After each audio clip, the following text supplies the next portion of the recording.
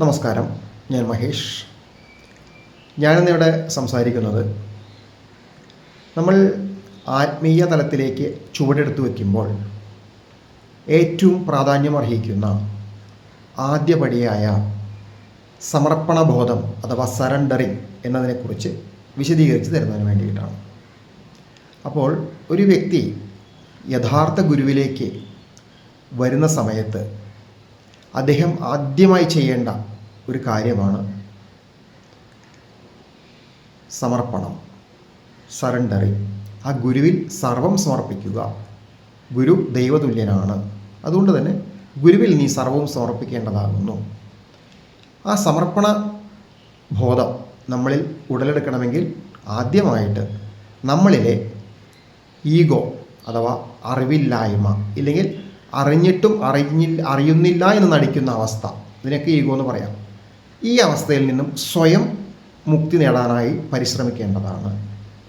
അങ്ങനെ ഈഗോ എന്ന അവസ്ഥയിൽ നിന്നും പൂർണ്ണമായും മുക്തി നേടിയതിന് ശേഷം ഒരു യഥാർത്ഥ അതിശക്തനായ ഗുരുവിൻ്റെ മുമ്പിൽ ആത്മീയതയുടെ ഉൾക്കാമ്പ് തേടി എത്തുമ്പോൾ ആ ഗുരുവിൻ്റെ മുമ്പിൽ മനസ്സുകൊണ്ട്, ആത്മാവിൻ്റെ തലത്തിൽ നിന്നുകൊണ്ട് മനസ്സുകൊണ്ട് ശിഷ്യനാവാൻ ആഗ്രഹിക്കുന്ന വ്യക്തി ചെയ്യേണ്ട ഒരു കർമ്മമാണ് സറണ്ടറിങ് അഥവാ സമർപ്പണം. ആ ഗുരുവിനെ സർവവും സമർപ്പിക്കുക. ആ ഗുരുവിൽ തന്നെ ജഗദീശ്വരനെ കാണുക. ആ ഗുരുവിൽ തന്നെ സർവത്തിനെയും കാണുക. അപ്പോൾ അതിന് യോഗ്യനായ ഒരു ഗുരുവിൻ്റെ മുമ്പിൽ തന്നെ വേണം ഇതൊക്കെ ചെയ്യാൻ, കേട്ടോ. അപ്പോൾ സർവ്വം സമർപ്പിക്കുക എന്ന് പറയുമ്പോൾ നമ്മളുടെ ഈഗോയെ ആയിരിക്കണം ഫസ്റ്റ് സമർപ്പിക്കേണ്ടത്. ഞാൻ എന്നൊന്നില്ല എന്ന ഭാവത്തിലായിരിക്കണം നമ്മൾ ഗുരുവിൻ്റെ മുമ്പിൽ ഇരിക്കേണ്ടത്. സർവം ഗുരുവിന് സമർപ്പിക്കുന്നു. എൻ്റെ നല്ലതും എൻ്റെ ചീത്തയും എൻ്റെ കഴിഞ്ഞ കാലങ്ങളിലുള്ള തെറ്റുകുറ്റങ്ങളും ഇപ്പോൾ ഞാൻ ചെയ്തുകൊണ്ടിരിക്കുന്ന തെറ്റുകുറ്റങ്ങളും എൻ്റെ അറിവില്ലായ്മയും മുജ്ജന്മകത്തിൽ ഞാൻ എന്തൊക്കെയോ അറിഞ്ഞോ അറിയാതെയോ പലതരത്തിലുള്ള തെറ്റുകളും ചെയ്തിട്ടുണ്ട്, അതിലുണ്ടായ കർമ്മദോഷങ്ങളും, അങ്ങനെ എന്തൊക്കെയുണ്ടോ എനിക്ക്, എൻ്റെ നല്ല ക്വാളിറ്റികളും, അങ്ങനെ എന്തൊക്കെയുണ്ടോ അതെല്ലാം ഞാൻ പൂർണ്ണമായും ഗുരുവിൽ സമർപ്പിക്കുന്നു. അങ്ങനെ ഗുരുവിൽ സമർപ്പിക്കുന്ന സമയത്ത് നമ്മളെന്തായി, നമ്മളൊരു എംപ്റ്റി മോഡിലേക്ക് എത്തിക്കഴിഞ്ഞു, അല്ലേ? നമ്മൾ ഒരു എംപ്റ്റി കപ്പായി മാറിക്കഴിഞ്ഞു. അങ്ങനെ എംപ്റ്റി കപ്പായിട്ട് സർവം ഇനി ഗുരുവാണ് എന്ന ചിന്തയിൽ നമ്മൾ ഗുരുവിൻ്റെ മുമ്പിൽ ഇരിക്കുമ്പോൾ മാത്രമാണ് ആ യഥാർത്ഥ സറണ്ടറിങ് സാധ്യമാകുന്നത്. അങ്ങനെ യഥാർത്ഥ സറണ്ടറിങ് സാധ്യമാകുമ്പോൾ മാത്രമാണ് ഗുരുവിന് തൻ്റെ ശിഷ്യനിലേക്ക് അറിവ് പകർന്നു നൽകാനായിട്ട് സാധിക്കുകയുള്ളൂ. അറിവ് വാമൊഴി കൊണ്ടുള്ള അറിവിനേക്കാൾ ഉപരിയായിട്ട് ആത്മാവിൻ്റെ തലത്തിലുള്ള അറിവാണ് ഗുരു യഥാർത്ഥത്തിൽ പകർന്നു കൊടുക്കേണ്ടത്. അതിന് അത്രയും ശക്തനായ ഗുരുവിന് മാത്രമേ സാധിക്കുകയുള്ളൂ. അതിൻ്റെ ഭാഗമായിട്ടാണ് ഗുരു ദീക്ഷ എന്നൊരു സമ്പ്രദായത്തിലൂടെ ആ ശിഷ്യനെ സ്വീകരിക്കുന്നത്. അപ്പോൾ ഒരു ശിഷ്യൻ ഗുരുവിനെ തേടി വരുമ്പോൾ യഥാർത്ഥത്തിൽ പ്രപഞ്ചത്തിൻ്റെ നിയമമനുസരിച്ച് ഒരിക്കലും ഒരു ശിഷ്യനല്ല ഗുരുവിനെ തേടി വരുന്നത്. അതിശക്തനായ ഗുരു തൻ്റെ ശിഷ്യനെക്കുറിച്ച് അതീവ ബോധവാനായിരിക്കും. അതുകൊണ്ട് തന്നെ ആ ഗുരു തന്നെയാണ് ശിഷ്യനെ തന്നിലേക്ക് അടുപ്പിക്കുന്നത്. പക്ഷേ സാഹചര്യങ്ങൾ ആ ശിഷ്യൻ്റെ ജീവിത രീതിയിൽ വരുമ്പോൾ ഗുരുവിലേക്ക് എത്താനുള്ള മാർഗങ്ങൾ തെളിഞ്ഞു വരികയും അതിനുള്ള ചിന്താഗതികൾ അവനിൽ ഉടലെടുക്കുകയും ചെയ്യുമ്പോൾ ഓട്ടോമാറ്റിക്കായി അവൻ ഗുരുവിലേക്ക് വരുന്നു. അപ്പോൾ വരുന്ന സമയത്ത് അവൻ വിചാരിക്കുന്നത് ഞാനായിട്ടാണ് ഗുരുവിലേക്ക് വന്നിരിക്കുന്നത്. എന്നാൽ സത്യം എന്താണ്? പ്രപഞ്ചമാകുന്ന ഗുരു, അതിശക്തനായ ആ ഗുരു അവനെ എന്നോ നോട്ടമിട്ടിരിക്കുകയാണ്. അവൻ്റെ സമയമാകുമ്പോൾ ഭൂമിയിലെ അവൻ്റെ കർമ്മദോഷങ്ങൾ ഏകദേശം അനുഭവിച്ച് തീർന്ന് അവനെ ഇനി ശിഷ്യത്വം സ്വീകരിക്കാൻ പ്രാപ്തനായ ഒരു വ്യക്തിയാണെന്ന് മനസ്സിലാക്കുമ്പോൾ അവനിൽ പരീക്ഷണങ്ങൾ കൊടുത്തുകൊണ്ട് അവനെ ഗുരുവിലേക്ക് അടുപ്പിക്കുകയാണ് ചെയ്യുന്നത്. അങ്ങനെ പലതരത്തിലുള്ള പരീക്ഷണങ്ങളിലൂടെ ജീവിച്ചിരിക്കുമ്പോൾ, അതായത് ഗുരുവിലേക്ക് എത്തുന്നതിന് മുമ്പ് തന്നെ ആ ജീവിത രീതികളിൽ പലതരത്തിലുള്ള പരീക്ഷണങ്ങൾ കടന്നുപോയി പിന്നീട് ഒരു മാർഗവുമില്ലാത്തൊരവസ്ഥയിലേക്ക് എത്തുന്ന ശിഷ്യനാണ് ഗുരുവിലേക്ക് എത്തുന്നത്. അവിടെ അതിനു മുൻപ് തന്നെ അവന് പ്രപഞ്ചത്തെക്കുറിച്ചും ആത്മീയതയെക്കുറിച്ചുമുള്ള ചിന്തകളെല്ലാം അവൻ്റെ ഉള്ളിൽ കടന്നുകൂടിയിട്ടുണ്ടാവാം. അതിൻ്റെ ഫലമായിട്ട് തന്നെയാണ് അവൻ ഒരു ഗുരുവിനെ തേടുന്നത്. അതുപോലെ അവൻ്റെ സാമ്പത്തികപരമായിട്ടും ഭൗതികപരമായിട്ടും കുടുംബപരമായിട്ടും ശാരീരികപരമായിട്ടും അങ്ങനെയുള്ള പലതരത്തിലുള്ള ബുദ്ധിമുട്ടുകളും അവനെ അലട്ടുന്നുണ്ടാവാം. ചില ശിഷ്യന്മാർക്കാവട്ടെ ഇതൊന്നുമില്ലാതെ തന്നെ അവരിൽ ആത്മീയതയുടെ ആ വെളിച്ചം വേണം എന്ന് ചെറുപ്പകാലം മുതലുള്ള ഒരു അഭിവാഞ്ചയും ഇതിന് കാരണമാകാം. അങ്ങനെ 2-3 തരത്തിലാണ് ഗുരു തൻ്റെ ശിഷ്യന്മാരെ സ്വീകരിക്കുന്നത്. അങ്ങനെ ഗുരുവിലേക്ക് എത്തുന്ന ശിഷ്യൻ, ഞാൻ നേരത്തെ പറഞ്ഞ പോലെ സമർപ്പണ ബോധത്തോടു കൂടി ഗുരുവിൻ്റെ മുമ്പിൽ നിൽക്കുമ്പോൾ മാത്രമാണ്, എല്ലാം സമർപ്പിച്ച് നിൽക്കുന്ന അവസ്ഥയിൽ മാത്രമാണ് യഥാർത്ഥ ശക്തനായ ഗുരുവിന് തൻ്റെ ശിഷ്യനെ തന്നിലേക്ക് അടുപ്പിച്ച് ഗുരുവും ശിഷ്യനും ഒന്നാകുന്നതിന് വേണ്ടിയുള്ള ആ ദീക്ഷ എന്ന സാമ്പ്രദായിക ഒരു ചടങ്ങിലേക്ക് ശിഷ്യനെ എത്തിക്കാൻ സാധിക്കുകയുള്ളൂ.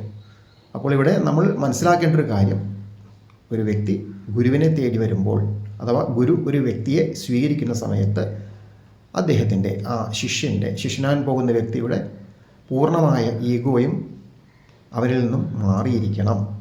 അതുപോലെ തന്നെ കംപ്ലീറ്റ്നെസ്, സമർപ്പണബോധം കംപ്ലീറ്റായിട്ടും ഉണ്ടായിരിക്കണം. അപ്പോൾ ഈ 2 കാര്യങ്ങൾ ആയതിനു ശേഷം മാത്രമാണ് ഒരു ഗുരുവിന് ദീക്ഷ നൽകുമ്പോൾ ഗുരു നൽകുന്ന ആ ഒരു ഊർജം അദ്ദേഹത്തിൻ്റെ, ആ ശിഷ്യൻ്റെ ആത്മാവിൻ്റെ തലത്തിലേക്ക് ലയിക്കപ്പെടുകയുള്ളൂ. അങ്ങനെ ലയിക്കപ്പെട്ട് ഗുരുവും ശിഷ്യനും ഒന്നാകുന്നൊരവസ്ഥ. ഈ ഗുരുവായാലും ശിഷ്യനായാലും എല്ലാം പ്രപഞ്ചത്തിൻ്റെ ഭാഗമാണ്, ആ സൃഷ്ടാവായ ദൈവത്തിൻ്റെ ഭാഗമാണ്. ആ സൃഷ്ടാവായ ദൈവം തന്നെയാണ് ഗുരുവിലും പ്രവർത്തിക്കുന്നത്, ആ സൃഷ്ടാവായ ദൈവം തന്നെയാണ് ശിഷ്യനിലും പ്രവർത്തിക്കുന്നത്. അപ്പോൾ പിന്നെ എല്ലാം ഒന്നാണെന്ന അവസ്ഥയിലേക്ക് എത്തുന്നു. ഈ ഒരു അവസ്ഥയിൽ തീർച്ചയായിട്ടും ആ ഭൗതിക തലത്തിലുള്ള ആ ഈഗോയും അതുപോലെ തന്നെ സമർപ്പണ ബോധത്തിൻ്റെ പൂർണ്ണതയും ആ ശിഷ്യനിൽ ഉണ്ടാകും. ഭൗതിക തലത്തിലുള്ള ആ ഈഗോ മാറ്റിക്കളഞ്ഞുകൊണ്ട് സമർപ്പണ ബോധം ആ ശിഷ്യനുണ്ടാകുന്ന സമയത്ത് തീർച്ചയായും ഗുരു നൽകുന്ന ഊർജ്ജം അവനിൽ പ്രവർത്തിച്ചു തുടങ്ങും. കാരണം എല്ലാം ഒന്നു തന്നെയാണ്. അപ്പോൾ അങ്ങനെ പ്രവർത്തിക്കുന്ന സമയത്ത് മാത്രമാണ് യഥാർത്ഥ ശിഷ്യൻ്റെ യഥാർത്ഥ ആ പഠനം ഗുരുവിൽ നിന്നും ആരംഭം കുറിക്കുന്നത്. ഗുരുവിലേക്ക് വരുന്നതിന് മുമ്പ് ഒരു ശിഷ്യൻ പല വഴിയിലൂടെയും സഞ്ചരിച്ച് അവൻ്റെ ബുദ്ധി ഉപയോഗിച്ച്, എൻ്റെ ബുദ്ധിയും എന്നിലുള്ള അറിവും ഉപയോഗിച്ച് എനിക്ക് ആത്മീയതയുടെ അത്യുന്നതങ്ങളിൽ എത്തിച്ചേരാമെന്നുള്ള വ്യാമോഹത്താൽ പല സ്ഥലങ്ങളിലും ചെന്നുവിടുകയും പല തരക്കാരായ മനുഷ്യരെ കണ്ട് ഇടപഴകി പല തരത്തിലുള്ള എക്സ്പീരിയൻസിലൂടെ പോയി അപ്പോഴും ആ ശിഷ്യന് പൂർണ്ണത എന്നൊരു സംഭവം ഉണ്ടായിരിക്കുകയില്ല. അപ്പോഴും അവൻ അതൃപ്തനായിരിക്കും. ഇല്ല, ഇത് പോരാ എനിക്ക് എന്നുള്ള ആ ഒരു തോന്നൽ അവൻ്റെ ഉള്ളിൽ വരും. തൃപ്തി എന്നൊരു സംഭവം അവനുണ്ടാവില്ല. ആത്മീയതയിൽ തൃപ്തി ഉണ്ടെങ്കിൽ മാത്രമാണ് ഭൗതികതയിൽ അവന് പൂർണ്ണമായും തൃപ്തി കൈവരിക്കാൻ സാധിക്കുകയുള്ളൂ. അപ്പോൾ ആ ഒരു തൃപ്തിയില്ലാത്ത അവസ്ഥയിൽ അവൻ വീണ്ടും അലഞ്ഞുകൊണ്ടേയിരിക്കും. അവസാനമായിരിക്കും എല്ലാ അലച്ചിലിനും ഒടുവിലായിരിക്കും അവന് മനസ്സിലാകുക, എൻ്റെ ബുദ്ധി കൊണ്ടോ എൻ്റെ ചിന്ത കൊണ്ടോ മാത്രം നേടാവുന്നതല്ല ഒരു യഥാർത്ഥ ആത്മീയത, അഥവാ ഞാൻ ആരാണെന്ന് അറിയേണ്ട ആ ആവശ്യകത എന്നിൽ നിറഞ്ഞു നിൽക്കുന്ന സമയത്ത് അത് എൻ്റെ ബുദ്ധി കൊണ്ടോ എൻ്റെ അതുപോലെ തന്നെ മനസ്സുകൊണ്ടോ ചിന്തകൾ കൊണ്ടോ ഒന്നും മാത്രം സാധിക്കുന്ന ഒന്നല്ല. അതിന് അതിശക്തനായ ഒരു ഗുരുവിൻ്റെ ആവശ്യകതയുണ്ട്. അത് സാക്ഷാൽ സൃഷ്ടാവായ ദൈവത്തിൻ്റെ എല്ലാ വിധത്തിലുള്ള അനുഗ്രഹങ്ങളും കിട്ടാൻ ഉതകുന്ന തരത്തിലുള്ള ഒരു ഗുരുവിനെ തന്നെ ലഭിക്കേണ്ടതുണ്ട്. അപ്പോൾ അങ്ങനെയാണ് അവൻ്റെ എല്ലാ വിധത്തിലുള്ള ഈഗോയും മാറ്റിവെച്ചുകൊണ്ട് സർവം ഗുരുവിൽ സമർപ്പിച്ച് ആ ഗുരുവിലേക്ക് ലയിക്കാനായി. അപ്പോഴാണ് ഗുരു തന്നെ അവനെ വിളിക്കുന്നത്. ഗുരു വിളിക്കാതെ കണ്ടൊരു ശിഷ്യനും ഗുരുവിൻ്റെ അടിയിലേക്ക് എത്താനായിട്ട് സാധിക്കുകയില്ല എന്നുള്ള സത്യം എല്ലാവരും മനസ്സിലാക്കേണ്ടതാണ്. അപ്പോൾ നിങ്ങൾക്ക് ആഗ്രഹമുണ്ടെങ്കിൽ പോലും നിങ്ങൾക്ക് തീരാനുള്ള കുറേയധികം പഠനങ്ങൾ അപ്പുറത്തുണ്ടായിരിക്കും. ആ പഠനത്തിലൂടെയൊക്കെ നിങ്ങളെ ജീവിതക്രമങ്ങളിലൂടെ നിങ്ങൾ മുന്നോട്ട് പോകുമ്പോൾ പലതരത്തിലുള്ള പഠനങ്ങളിലൂടെ നിങ്ങളിങ്ങനെ എക്സ്പീരിയൻസിലൂടെ വിട്ടുകൊണ്ടിരിക്കുന്നുണ്ട്. അതെല്ലാം കഴിഞ്ഞ് ഏകദേശം ഒന്ന് പാകമാകുന്ന സമയത്ത് മാത്രമായിരിക്കും ഗുരു നിങ്ങളെ വിളിക്കുന്നതും സിറ്റുവേഷൻ ക്രിയേറ്റഡ് ആയിട്ട് നിങ്ങൾ ഗുരുവിൻ്റെ മുന്നിലേക്ക് എത്തുന്നതും. അവിടെ നിങ്ങൾക്ക് പൂർണ്ണമായിട്ടും ഗുരുവിൽ ലയിക്കാനായി നിങ്ങളുടെ ഈഗോ നിങ്ങൾക്ക് സമർപ്പിക്കാൻ സാധിക്കും.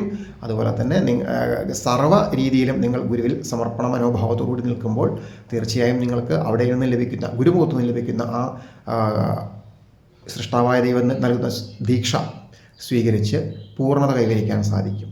പിന്നീട് അവിടെ നിന്ന് നിങ്ങൾക്കുണ്ടാകുന്ന ആ ഒരു മൂഡ് എന്ന് പറഞ്ഞാൽ പൂർണ്ണമായും ഒരു യോഗിയുടേതായിരിക്കും. ആ യോഗിയുടേതായ എല്ലാ വിധത്തിലുള്ള പ്രവർത്തനങ്ങളിലേക്ക് നിങ്ങൾക്ക് ഇറങ്ങിത്തിരിക്കാനുള്ള സാധ്യതകൾ, ആ ഊർജം അവിടെ നിങ്ങൾക്ക് ഗുരു തന്നിരിക്കും ഓൾറെഡി ആ ദീക്ഷയിലൂടെ. പിന്നീട് നമ്മുടെ ഭൗതികതലത്തിൽ നമ്മൾ വരുത്തേണ്ട ധാരാളം മാറ്റങ്ങളുണ്ട്. ആ മാറ്റങ്ങളെല്ലാം തന്നെ നമ്മൾ സ്റ്റെപ്പ് ബൈ സ്റ്റെപ്പായിട്ടായിരിക്കും നമുക്ക് മാറ്റാൻ സാധിക്കുകയുള്ളൂ അല്ലേ. അതിനുവേണ്ടി ഗുരു നിങ്ങളെ സഹായിക്കും. അപ്പോൾ പിന്നീട് ഗുരു പറയുന്ന കാര്യങ്ങളെല്ലാം തന്നെ നിങ്ങൾ അനുസരിച്ച് കൊണ്ടേയിരിക്കുക. അവിടെ ചോദ്യങ്ങൾക്ക് ഒരു സ്ഥാനവുമില്ല. ചോദ്യം വെറുതെ ചോദിക്കുന്നതിൽ അർത്ഥമില്ല. നമ്മൾ ഗുരുമുഖത്തുനിന്ന് എന്താണോ പറയുന്നത്, ഗുരുവിന് സർവ്വം അറിയാം. ഗുരുവിൻ്റെ അരികിലെത്തിക്കഴിഞ്ഞാൽ പിന്നെ നമ്മളൊന്നും ചോദിക്കേണ്ട ആവശ്യകതയില്ല, സംശയങ്ങളുടെ ആവശ്യകതയില്ല. കാരണം നമ്മളെല്ലാം അവിടത്തേക്ക് ഓൾറെഡി സമർപ്പിച്ച് കഴിഞ്ഞു. പിന്നെ മിണ്ടാതിരുന്നാൽ മതി. പിന്നെ ഗുരു നമ്മൾക്ക് അങ്ങോട്ട് പറഞ്ഞു തരുന്ന കാര്യങ്ങൾ നമ്മളെന്ത് ചെയ്യുക, അത് അനുസരണയോടെ ഒരു പുള്ളി തെറ്റാതെ അത് സ്വീകരിച്ചുകൊണ്ട് മുന്നോട്ട് ഇങ്ങനെ പോയിക്കൊണ്ടിരിക്കുക. അങ്ങനെ ചെയ്യുമ്പോൾ ആത്മീയ തലത്തിലുണ്ടാകുന്ന ഉണർവ് അതിവിശാലമായ ഒരു അവസ്ഥയിലേക്ക് എത്തിച്ചേരും. മനസ്സിലാവുന്നുണ്ടല്ലോ.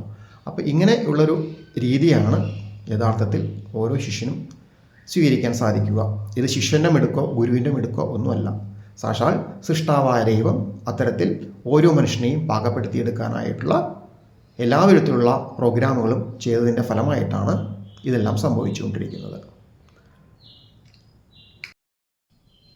അപ്പോൾ ഇവിടെ മനസ്സിലാക്കേണ്ട കാര്യം, നമ്മുടെ ബുദ്ധിക്കും ചിന്തകൾക്കും മാത്രം നമ്മളെ സഹായിക്കാൻ സാധിക്കുകയില്ല ഒരു ആത്മീയ തലത്തിലെ ഉന്നതിയിലേക്ക് എത്തിച്ചേരാനായിട്ട്. നമ്മളെ ബുദ്ധി ഉപയോഗിച്ചിട്ടായിരിക്കും നമ്മൾ പല തരത്തിലുള്ള മാർഗങ്ങളിലൂടെ ആത്മീയത തേടി ഇങ്ങനെ അലയുന്നത്.